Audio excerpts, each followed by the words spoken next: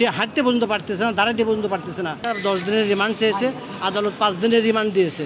আমরা এই রিমান্ডটা তারা যেহেতু অসুস্থ শারীরিকভাবে, আপনারা দেখলেন সে হাঁটতে পর্যন্ত পারতেছে না, দাঁড়াতে পর্যন্ত পারতেছে না। আদালতকেও অবগত করছেন, তারপরেও তারা তারা নিবেদন করছেন যে আমাদের জেলখানার জন্য জিজ্ঞাসাবাদ করা যায়। আমাদের আইনজীবীরা, বিজ্ঞ আইনজীবীরা এটাকে উপস্থাপন করেছেন, কিন্তু আদালত সেটাকে মঞ্জুর করেননি এবং তাদেরকে শুধু খাবারের জন্য একটু সময় দিয়েছেন এবং তার ওষুধপত্র দেওয়ার জন্য। পূর্ণাঙ্গ আদেশ এখনও ম্যাজিস্ট্রেট মহোদয় দেননি। উনি তার চেম্বারে বসে পূর্ণাঙ্গ আদেশ দেবেন, তারপরে আমরা বুঝতে পারবো যে পরবর্তীতে এই মামলা তাদের কি আদেশ দিলেন আর কি। তবে এটুকু 5 দিনের রিমান্ড মঞ্জুর করেছে। এটা হলো মেট্রো রেল ভাঙা, কাপরুল থানার মেট্রো রেল মামলা। নূর, নুরুল হক নূর সহ প্রায় অজ্ঞাতনামা সবাইকে আসামি করেছে। বিএনপি, জামাত, ভিপি নূর সহ অনেক অজ্ঞাতনামা। এর মধ্যে গ্রেপ্তার দেখাইছে আজকে ভিপি নূরকে, আপনার আমিনুল ইসলামকে, টুকুকে এবং রিজভিকে এবং গোলাম পারোয়ারকে, জামাত ইসলাম গোলাম পারোয়ারকে। তা এখন এদের 10 দিনের রিমান্ড চেয়েছিল প্রসিকিউশন, তাদের 5 দিন মঞ্জুর করেছেন।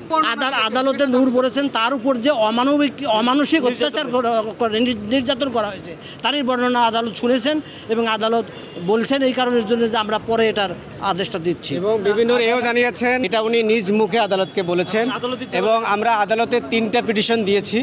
একটা হচ্ছে রিমান্ড বাতিলের পিটিশন, জামিনের পিটিশন দিয়েছি এবং তার যাতে সুচিকিৎসা করা হয় এই পিটিশন দিয়েছি।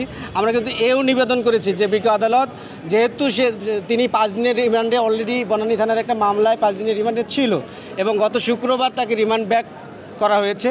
এবং আপনারা সামাজিক যোগাযোগ মাধ্যম এবং গণমাধ্যম অর্থাৎ ন্যাশনাল এবং ইন্টারন্যাশনাল যে গণমাধ্যম এর মাধ্যমে দেখেছেন যে তিনি ঘাড়ে ভর করে কিন্তু শুক্রবার আদালতে উঠেছিলেন। এমত অবস্থায় আমরা বিজ্ঞ আদালতকে বলেছি যে বিজ্ঞ আদালত জুডিশিয়াল মাইন্ড অ্যাপ্লাই করে অন্তত সে সুস্থ হোক, সুস্থ হওয়ার পরে যদি রিমান্ডের প্রয়োজন হয় তাহলে সুস্থ হওয়ার পরেও, আপনারা জানেন যে ফাঁসির আসামিও কিন্তু অসুস্থ অবস্থায় ফাঁসি কার্যকর করা হয় না। আমরা আদালতকে এও বলেছি যে বিজ্ঞ আদালত যে নুরুল হক নূর কোনো চোর বাটপার কোনো দাগি আসামি নয়। তিনি হচ্ছে ডাকসুর একজন সাবেক ভিপি, ছাত্র আন্দোলনের আইকন এবং উনি কিন্তু এই বাংলাদেশে একটা ইতিহাস থেকে ওনার জন্ম। এগুলো আমরা বিজ্ঞ আদালতে উপস্থাপন করেছি। বিজ্ঞ আদালত আমাদের কথা শুনেছেন, শোনার পরে আমাদের সিনিয়র লার্নার যেটা বললেন যে 5 দিনের রিমান্ড মঞ্জুর করেছেন, সেই সাথে আদেশ দিয়েছেন যে ওনাকে যেন প্রপার মেডিসিন এবং খাবার দেওয়া হয়।